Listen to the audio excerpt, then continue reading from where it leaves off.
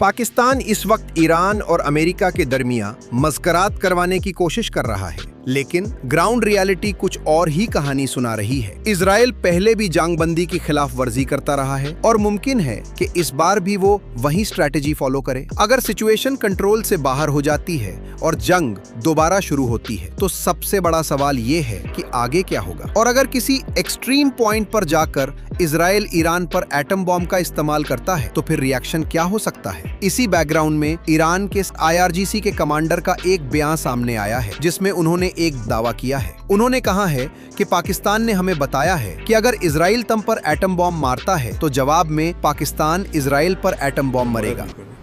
Pakistan گفته اگر اسرائیل بخواد بمب اتم بزنه ما به اسرائیل بمب اتم خواهیم زد.